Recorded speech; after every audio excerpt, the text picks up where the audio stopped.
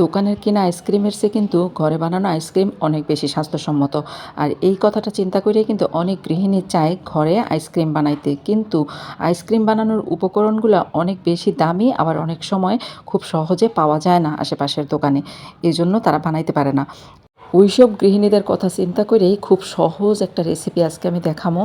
আর এর উপকরণগুলো সবার ঘরেই সবসময় থাকে, আর ঘরে যদিও না থাকে আশেপাশের দোকানেই পাওয়া যায়, যেগুলো টুক করে দৌড় দিয়ে যায় কিনা ইন্না বানায় ফেলতে পারবো। আসসালামু আলাইকুম ভিউয়ার্স, আমার চ্যানেলে আরও একটা এপিসোড দেখার জন্য সবাইকে স্বাগতম। এখন যেহেতু আমের ভরা মৌসুম, সবার ঘরে ঘরেই কিন্তু পাকা আম আছে, তো এই জন্য আমি আজকে ম্যাঙ্গো আইসক্রিম দেখামো। তাহলে চলেন সবাই মিলে ম্যাঙ্গো আইসক্রিমের রেসিপিটা দেখি। এই ম্যাঙ্গো আইসক্রিম বানানোর জন্য সবার প্রথমেই কিন্তু আমি 5 কাপ দুধ জাল করে ঘন করে নিছি, একদম 3 কাপ বানাই নিছি। লিটারের হিসাবে কইতে গেলে 1.5 লিটার দুধ নিছি, আর 1.5 লিটার দুধ বানাইছি জাল কইরা। আর যতবার সর উঠছে, এই যে সাইডে সাইডে লাগে রয়েছে, সবগুলা কিন্তু উঠায় উঠায় আমি দুধের সাথে মিশিয়ে দিছি। তাইলে এই আইসক্রিমটা খাইতে অনেক বেশি মজা লাগবে। দুধটা ঘন হয়ে যাবার পরে আমি 3 থেকে 4 টেবিল চামচ চিনি দিয়ে দিলাম, আর তারপরে লাড়াচাড়া কইরা চিনিটারে একটু মিশাই লইলাম। তারপরে 3 পিস পাউরুটি নিচ্ছি। এই 3 পিস পাউরুটি এই দুধের সাথে এমনি করে মিশাই দিব, একটা একটা করে।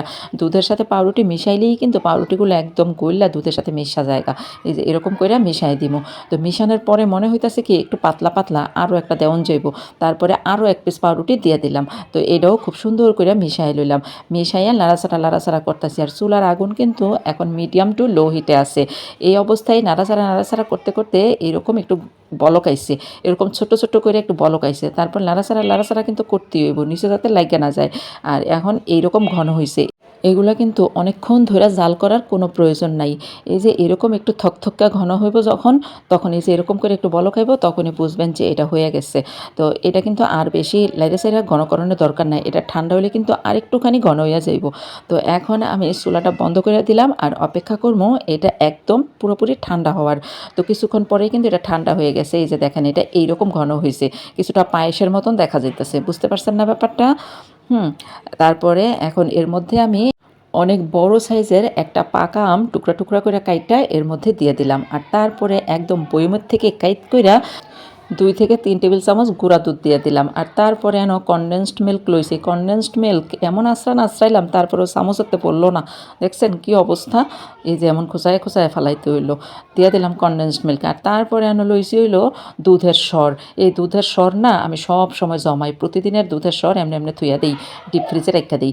এই হ্যান থেকে আমি এই যে দেখছেন একেবারে ভর্তি করে 2 টেবিল চামচ দুধের সর দিয়ে দিলাম। এই দুধের সরটা যদি না থাকে তাহলে না দিলেও চলবো, কিন্তু দিলে না এই আইসক্রিমের টেস্টটা অনেক অনেক গুণ বাইরা যায়, অনেক মজা লাগে।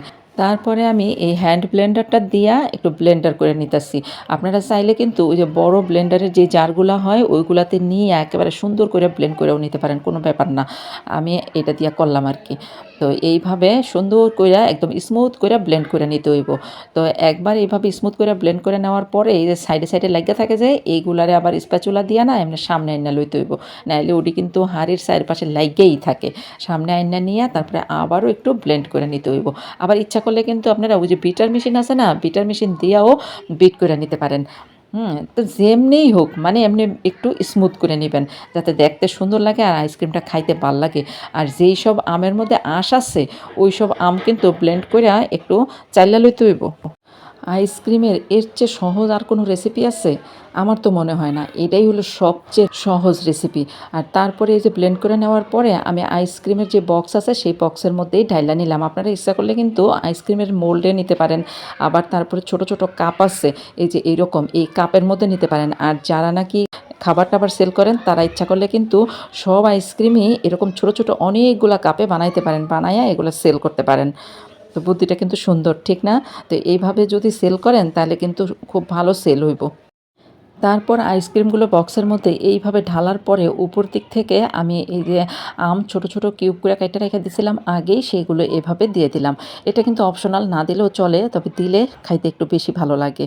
আর তারপরে এখন এটা ঢাকনাটা লাগাই দিলাম, আর এখন ডিপ ফ্রিজে রেখে দিব সারা রাতের জন্য। আমি সবসময় আইসক্রিম বানালে রাতের বেলা বানাই, হ্যাঁ, যাতে সারা রাত ফ্রিজে রাখতে পারি। আর যদি দিনের বেলা বানাই তাহলে আমার ছেলেরা না অধৈর্য হইয়া যায়, কখন আইসক্রিম হইব, কখন খাইবো, বারবার জিজ্ঞাসা করে আইসক্রিম হয় নাই, আইসক্রিম হয় নাই।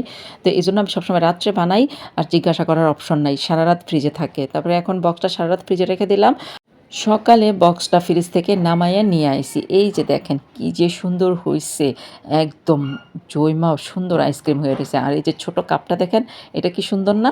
এই ছোট কাপে বানাইলে আবার কিছু সুবিধা আছে, হ্যাঁ, যেমন এক একটা কাপ এক একজনের হাতে দিয়ে দেওয়া যায়। আর কোনো অনুষ্ঠানে উদ্দেশ্য করে যদি আইসক্রিম বানানো হয়, তাহলে তো অনুষ্ঠানে একটা একটা একজনরে দিয়ে দেওয়া যায়, সার্ভ করন যায়, অনেক সুবিধা।